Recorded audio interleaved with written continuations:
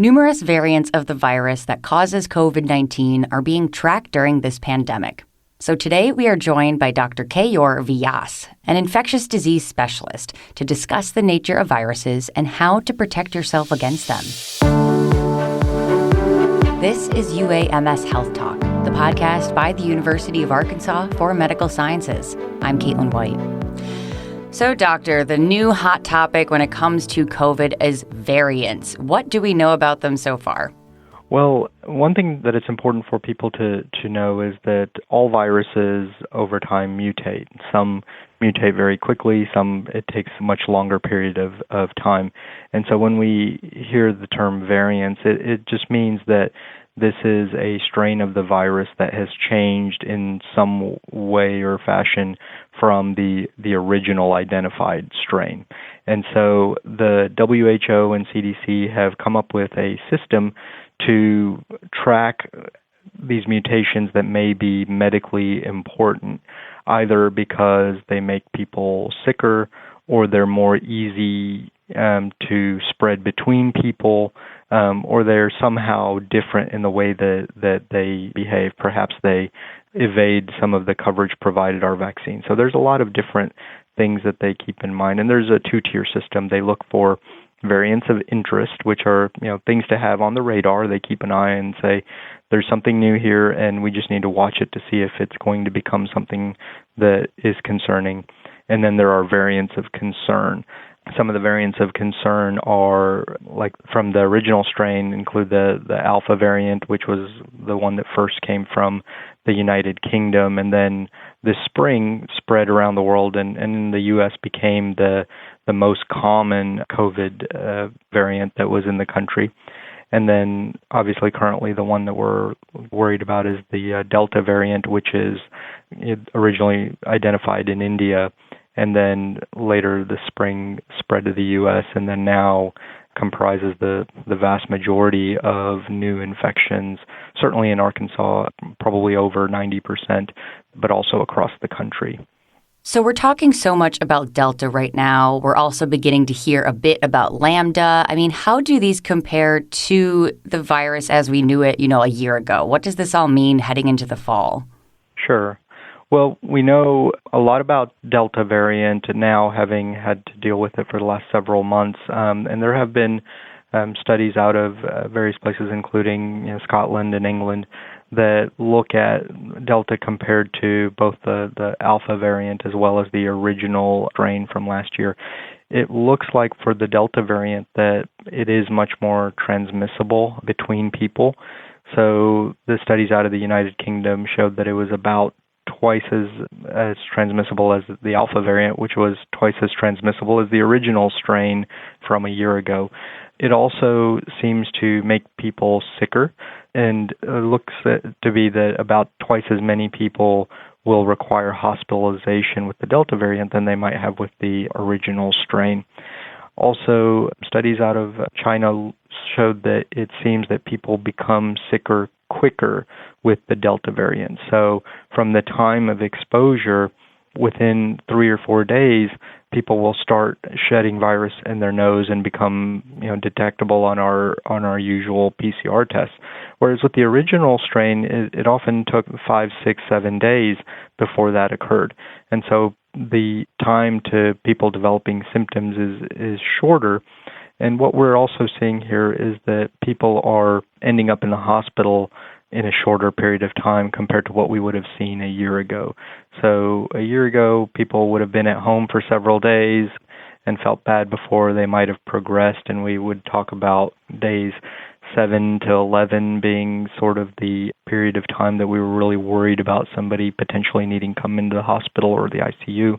Whereas with Delta, that time frame seems to be compressed, and we see people that come into the hospital within 4 or 5 days of even their exposure, not just from the time their symptoms started. So the Delta variant, much easier to spread among people. It's also making people sicker and making them sicker quicker. Now, what does all of that mean for vaccinated folks? Well, the good news is that the vaccines still have very good efficacy for preventing death as well as preventing hospitalization.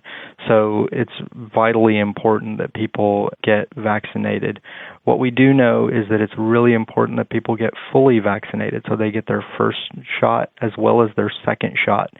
The first shot efficacy seems to be around 30% for the Delta variant, whereas the second shot pushes us up to the 80 to 85% range. So it's really important to get the full benefit of vaccine, that people get both doses.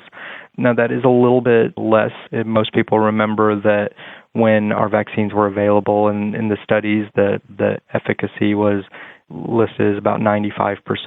Both of those numbers, 80%, 85%, 95%, those are phenomenal vaccine efficacy numbers. And what we know is that when people are fully vaccinated, even, there is a possibility that they can still get the virus, but when they do, it ends up being a much milder illness for the vast majority of people compared to if they were unvaccinated. And we see that in the hospital. We're seeing the vast majority, 80% above of our patients that are in the hospital are unvaccinated, especially when we talk about people in our ICUs and on ventilators. When we see patients that are in the hospital that are testing positive for COVID and they've been vaccinated, oftentimes it's either that they test positive when they're in the hospital for something else. Maybe they're coming in, for a car accident or a heart attack, and we test them and we find that they are positive, but they're not really showing much in the way of symptoms of COVID. So maybe they may have mild symptoms. Or what we're seeing is people that we know are less likely to have full response from the vaccine. So they may be immunocompromised, having had a transplant or cancer chemotherapy, or be on certain medicines that suppress their immune system. And we know that with any vaccine, when your immune system is weakened, they may not be able to derive the full protection from a vaccine. Still important to get vaccinated because it may still be a milder illness than they would have gotten if they had not been vaccinated. But that's what we're seeing, is that when we talk about the burden of severe illness, ending up in the ICU and unfortunately dying from COVID-19, that burden is still being carried overwhelmingly by individuals that are not fully vaccinated. So as of this recording, it's August 17th. What can you tell us, or just some, things that might calm our nerves as we head into the fall with this Delta now kind of at the top of our news feeds? I think that the most positive thing compared to a year ago that we have is that we have effective vaccines that are safe. We know that they're very effective. They're, free for everyone, and they're readily available across our state and our country.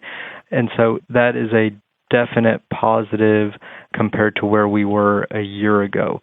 It's not a situation where there are shortages or people are having to, really go long distances to get vaccinated. But we do have to have a large proportion of our population, ideally everyone over the age of 12, vaccinated in order for us as a state and a community to derive the benefit of the vaccine. Because if it's anything less, then there's a chance that new variants can emerge that would potentially evade some of the vaccine protections. And the good news with these vaccines that we have available is that there is the possibility, if they need to be modified. There's a lot of news in the last 2 or 3 days about potentially third doses or booster doses to help provide additional protection. So I think that it's an exciting time. It's very positive that we have these tools to try and stop the spread of this virus. And really the unfortunate situation that's keeping us from controlling this pandemic is a lot of the hesitancy and reluctance on the part of many people to get the vaccine. And some of that is driven by legitimate questions and concerns, and we can address and discuss and provide factual information. Unfortunately, there's a significant proportion of the population that have been given misinformation and heard that repeated often enough that they are very much against getting vaccinated, despite all of the data that we have to show the efficacy and safety of these vaccines. So the other aspect of, as far as a positive spin, we know how to prevent the spread of this infection. It does involve people getting vaccinated, but it also involves simpler measures as far that all of us can take, and that's wearing our masks when we're around other people that are outside of our household, especially in public places. Staying home when we're sick so that we don't inadvertently infect other people. If you're sick, get tested. There are testing sites in most communities, and now there are at-home antigen tests that are widely available that people can take if they feel sick.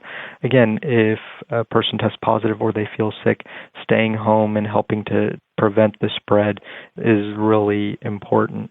And then avoiding crowds and gatherings. So if we can hold off for a little while longer and take these measures of maintaining our masks, avoiding crowds, staying home when we're sick, along with getting vaccinated, then we can really drive down the spread of this virus. And getting large proportions of our population vaccinated will hopefully help us emerge from this. So we have the tools available. We just have to continue to work to build trust with people that are hesitant and are just ready for this pandemic to be over.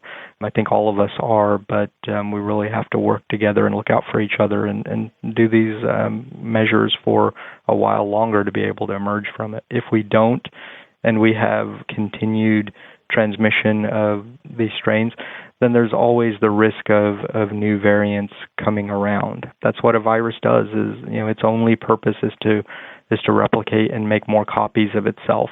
And every time that a person becomes infected, every time that the virus has a chance to make more copies of itself is an opportunity for new variants to emerge. And, the Delta variant is certainly bad enough. We don't want anything to add to its capabilities as far as, being even easier to spread or evading our vaccine protection. And so it's really important that we do everything we can to prevent the spread of this virus.